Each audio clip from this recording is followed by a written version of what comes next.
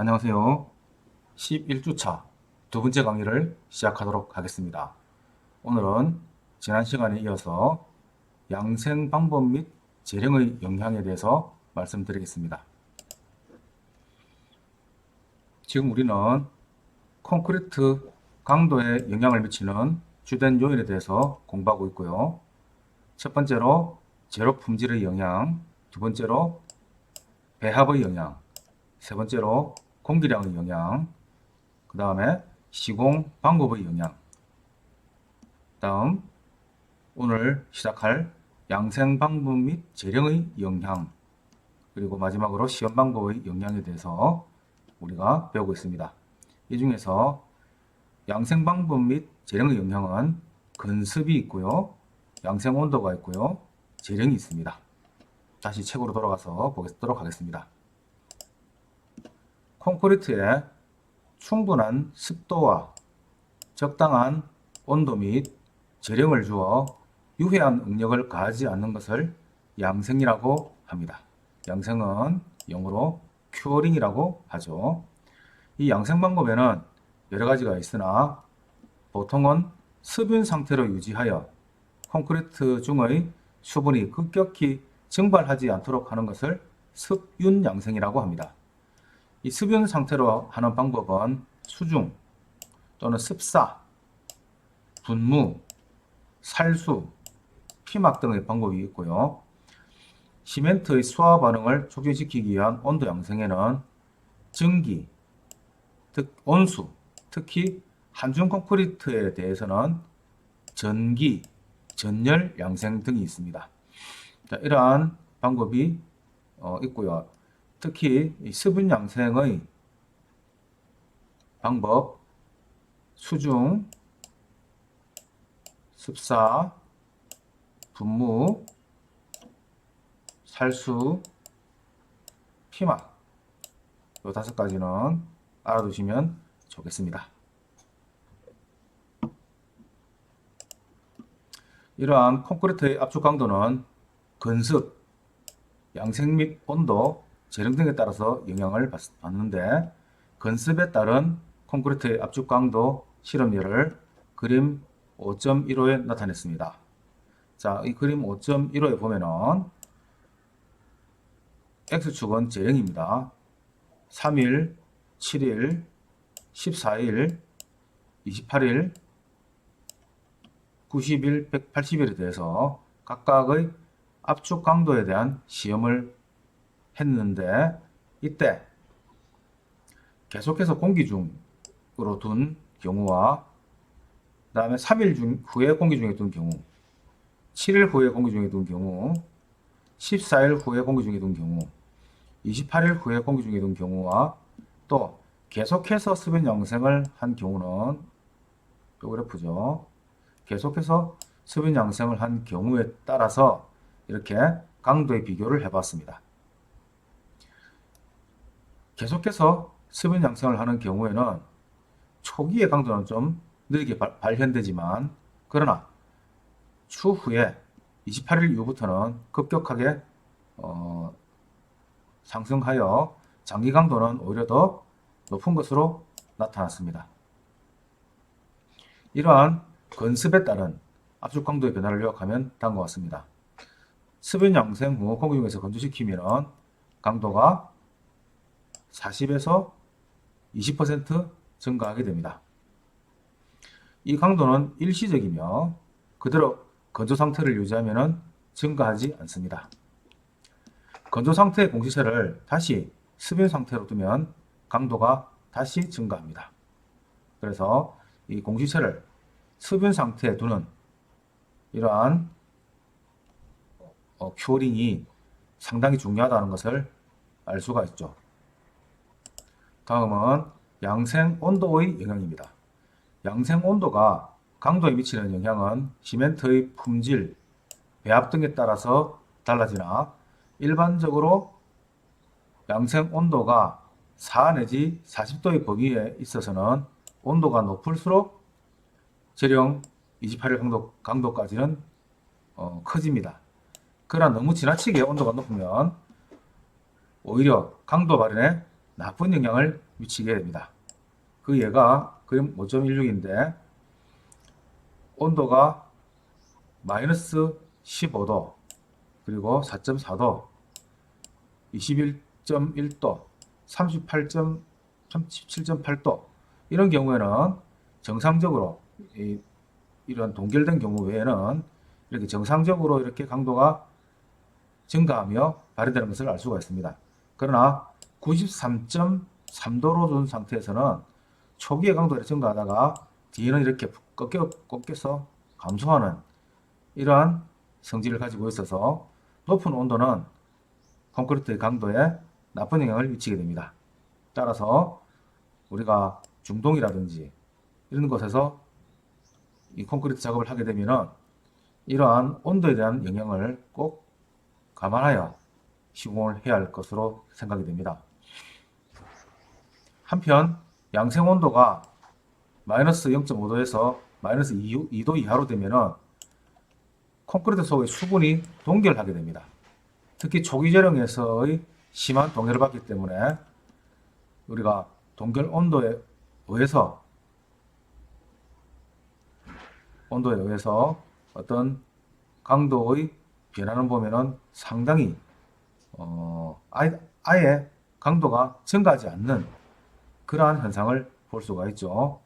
여기 보면은 현재 강도가 진행이 되다가 하루를 동결을 시키니까 이 점선 부분이 계속 동결되어 있는 그러한 기간입니다. 그 이후로 동결이 끝나니까 증가는 되는데 더 많은 증가가 없죠. 자, 3일 동안 했을 때 이렇게 또 똑같이 이렇게 정지되는 것을 알 수가 있습니다. 그러나 동결하지 않는 것은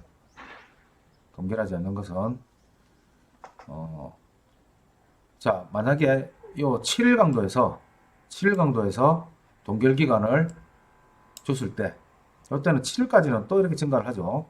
증가를 하다가 7일에서부터 다시 이렇게 증가량이 적게 나타나는 것을 알 수가 있습니다.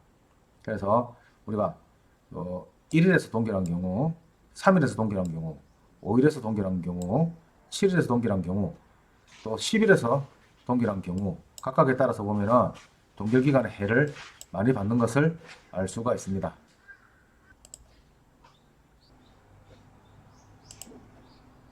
다음은 재령입니다.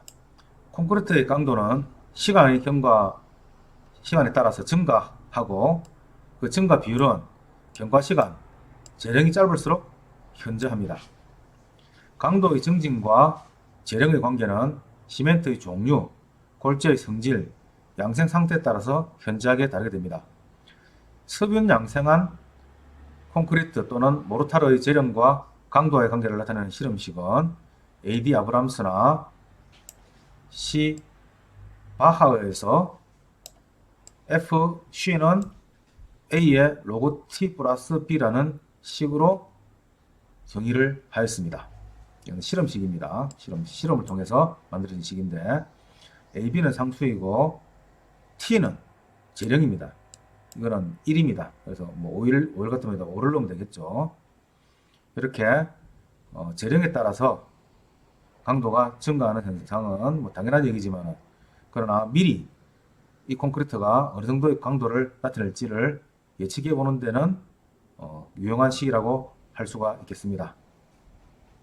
이 콘크리트의 강도는 양생 온도에도 영향을 받기 때문에 양생 온도를 고려하여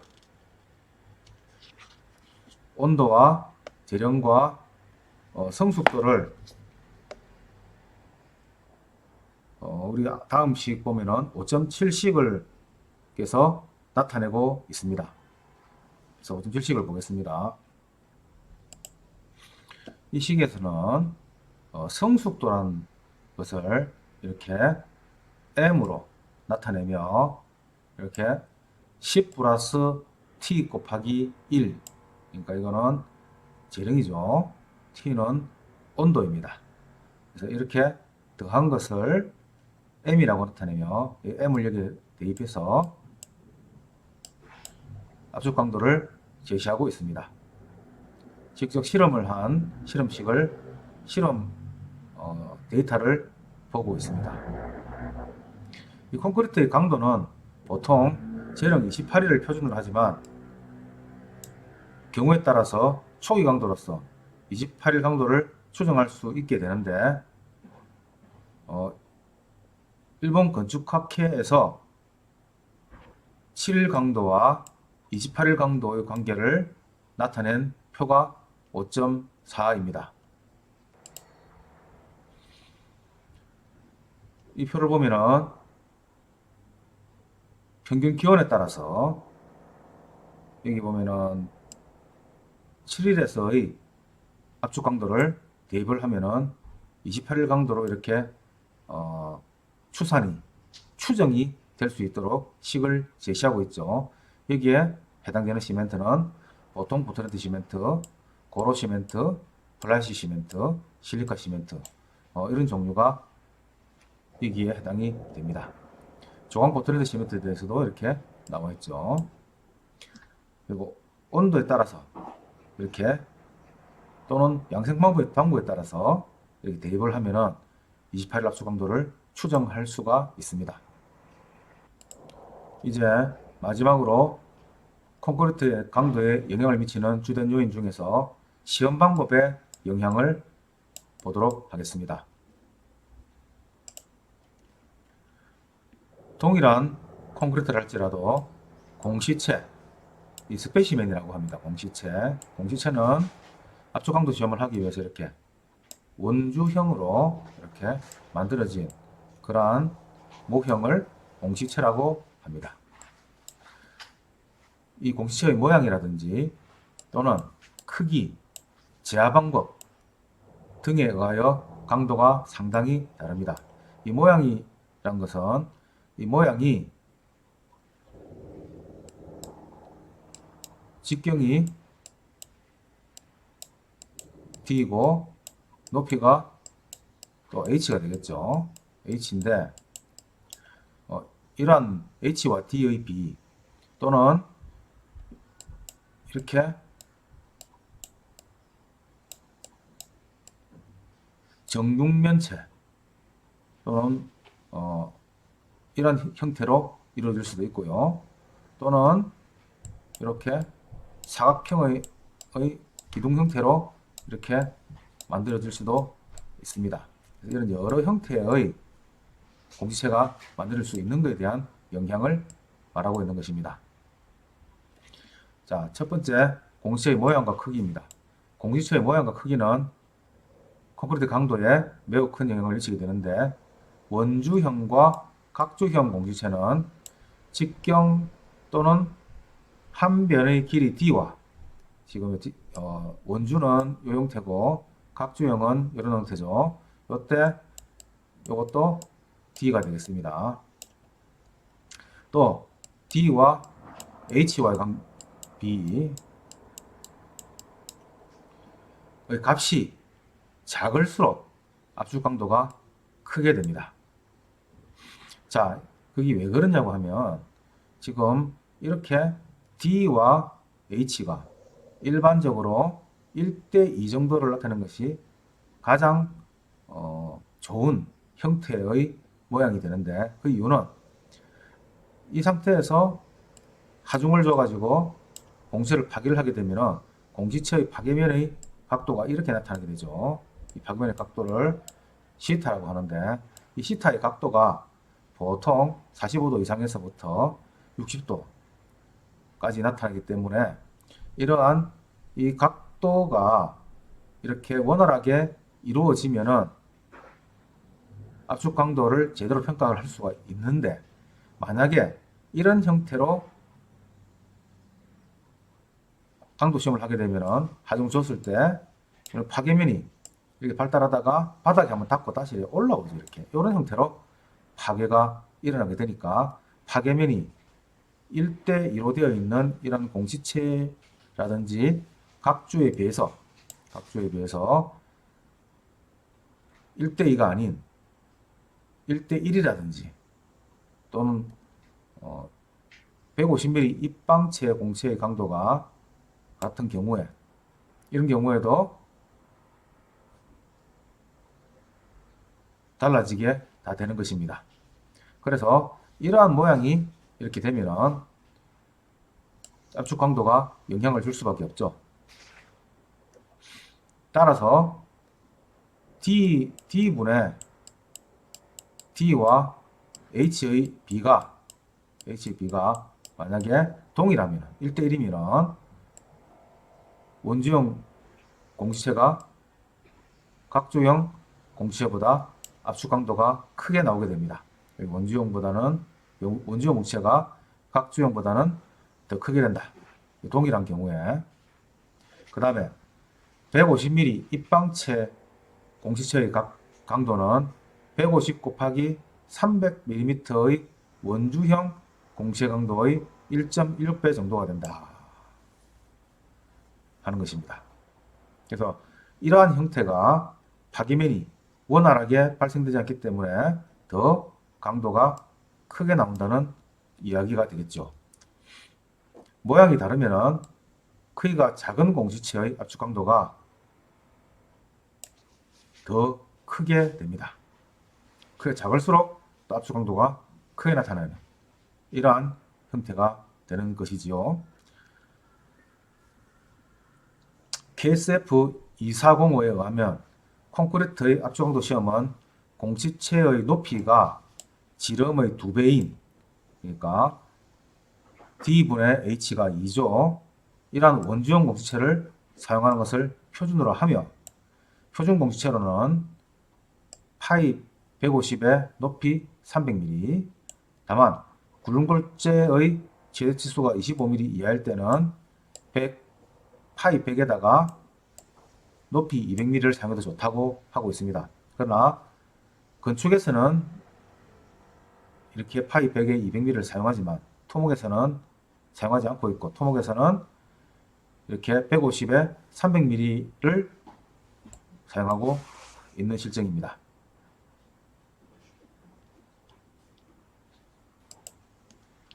그런데 콘크리트 구조물에서 채취한 코어의 높이의 지름에 대한 비가 2배가 되는 시험편을 얻기가 어려운 경우에는 또는 원주형 공시체가 아닌 각주 공시체나 또는 입방체 공시체를 사용하여 표준 압축 강도 시험을 실시할 경우 이들의 강도 시험 값을 표준 공시체의 강도로 환산하는 표가 있습니다. 그것이 바로 5.5와 5.6인데 예를 들어서 높이와 지름의 비가 2인 것을 그러니까 D분의 H가 2인 것을 기준으로 하여 이때를 1이라고 한다면 이 B가 1.75가 되면 개수 0.98을 곱하여 강도를 적게 보는 것입니다.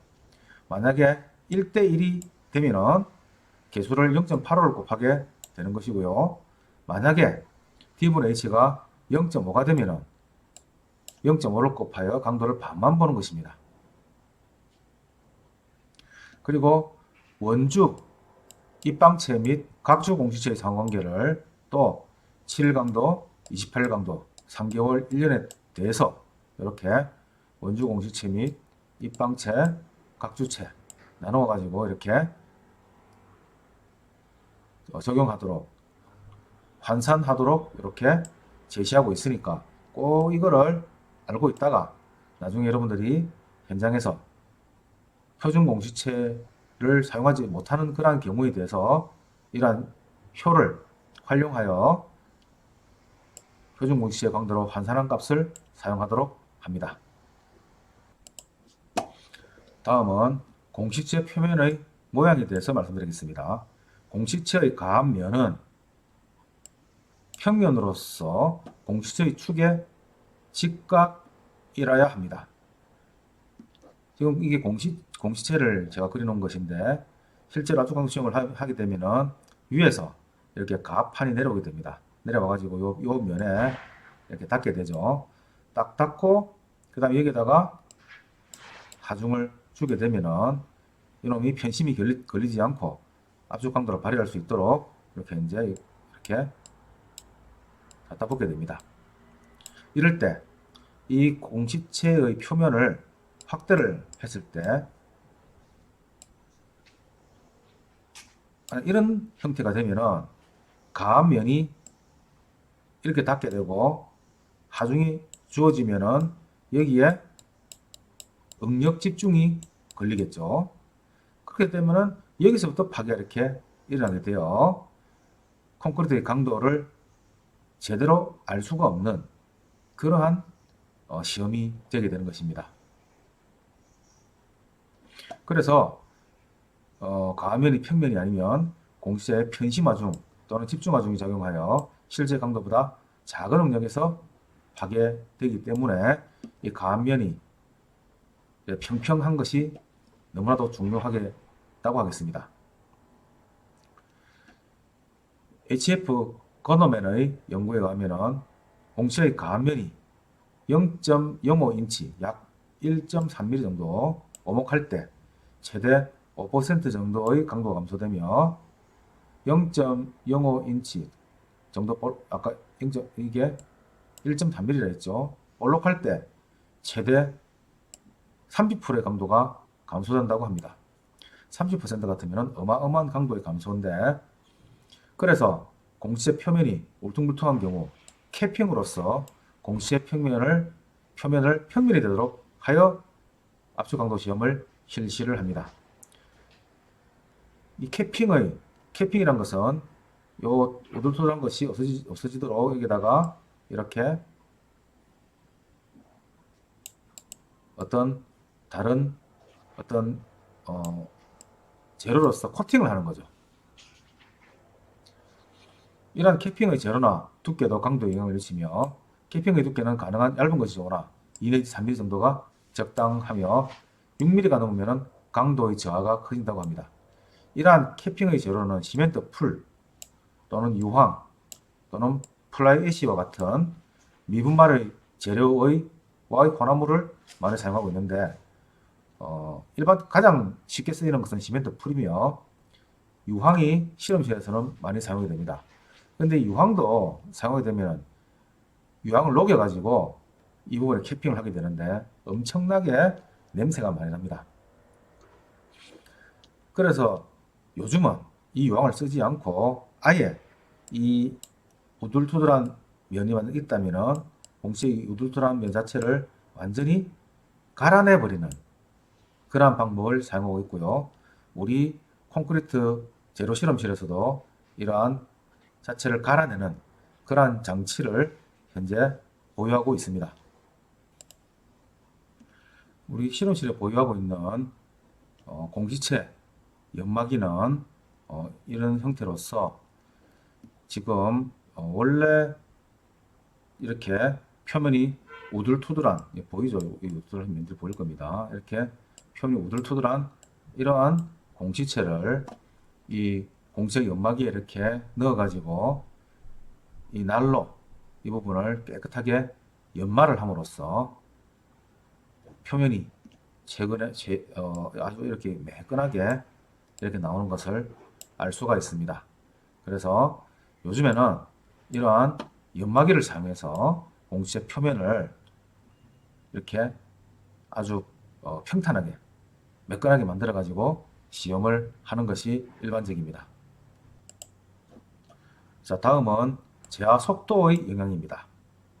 압축 강도 시험의 제하 속도는 로딩 스피드죠. 콘크리트 강도에 또 영향을 미칩니다. 우리가 빨리 제하하는 것과 천천히 제하하는 것이 차이가 나지 않을 것 같이 보이지만 그러나 제하 속도를 아주 빠르게 하면은 강도가 더 높게 나타나는 경향이 있습니다. 이 경향은 10MPa 초당 주는 하중의 단계입니다. 이게 넘으면은 급격히 정지하게 됩니다. 그래서 압축 강도 측정 시에 제하 속도를 0.2에서 0.3MPa 초당 이 정도 속도 이상으로 주지 않도록 규정을 하고 있는 것이죠. 그리고 인장이나 힘 강도 시험 시의 제하 속도는 또 각각 달리 규정하고 있습니다. 그래서 이 제하 속도는 우리가 잘 모르고 있는 거지만은 실제로 이 제하 속도가 빠르면은 강도가 크게 나타나는 이러한 경향을 꼭 우리가 알고 있어야지만 합니다. 자, 그래서 이제 압축 강도 시험을 한번 실시를 해보면 공시체를 건축에서는 10에서 20 정도로 만들지만은 토목에서는 이렇게 15cm, 30cm의 원주형 공체를 만든다고 말씀을 드렸었죠. 아까 제가 그림으로 그렸던 것 같은 이러한 제합판을 연마를 통해서 매끈하게 만들어진, 양쪽 다 매끈하게 만들어야 됩니다. 만들어진 공체를 넣고 여기 하중을 주게 되면은 이렇게 매끈한 볼 모양을 또 두고 누른 이유는 편심이 받지 않도록 하기 위해서 그렇습니다. 자, 이렇게 시험을 하게 되면은 이렇게 파괴면이 이렇게 발생이 됩니다. 이 파괴면의 각도는 이렇게 양쪽으로 발생할 수가 있는데 이 둘 중에서 약한 쪽으로 압축 파괴가 일어나게 됩니다. 자, 이러한 콘크리트를 공시체를 제작하기 위해서는 먼저 콘크리트 팬 믹서가 있어야 하고요. 요거는 원통형으로 생겨서 요 안에 콘크리트를 넣게 되면은 안에서 이렇게 빙빙빙 돌면서 콘크리트를 믹서하는 장비입니다.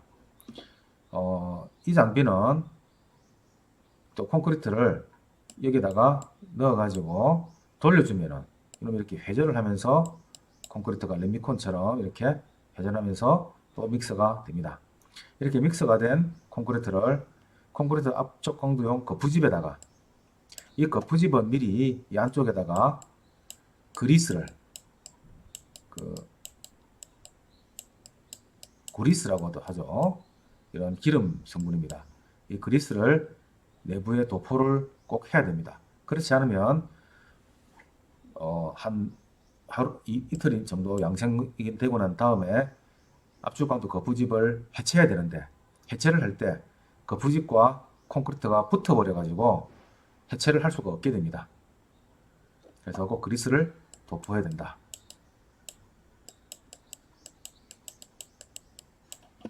또 이렇게 에어로 몰드 거푸집이라고 있어서 이거는 압축 공기로 가지고 확 밀어내면은 여기 속 빠지도록 하는 그러한 에어로 몰드 거푸집도 있습니다.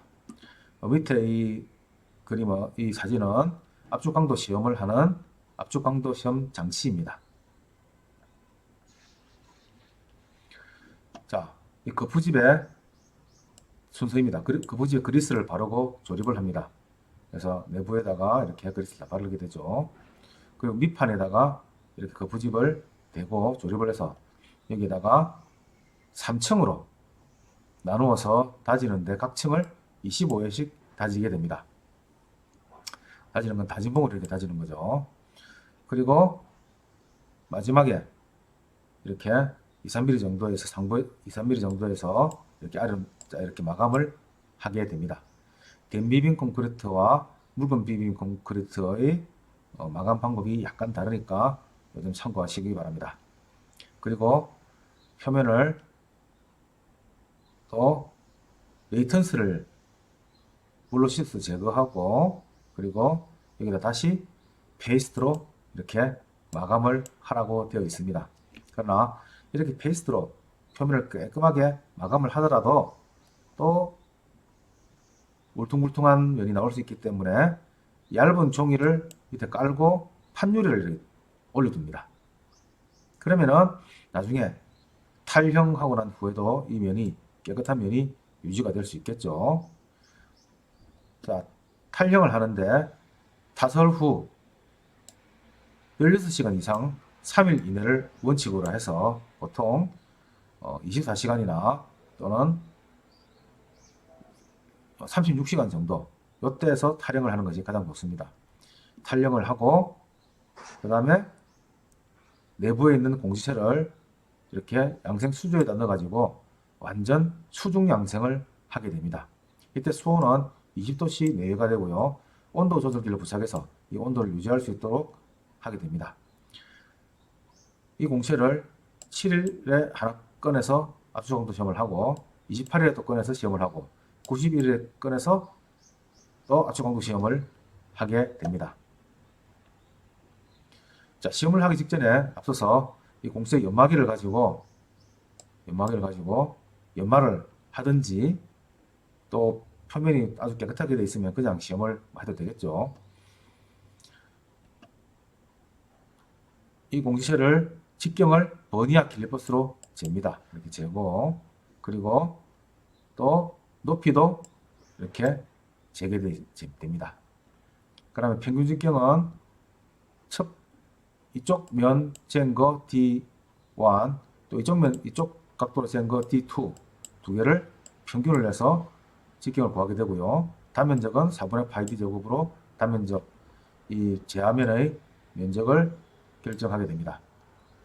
그리고 UTM에 압축 시험기에다가 넣고 압축을 가게 되면은 파괴면 계속 하중이 증가하다가 파괴면이 딱 생기게 되면 하중계가 쭉 이렇게 증가하다가 어느 순간에서 정지하게 됩니다.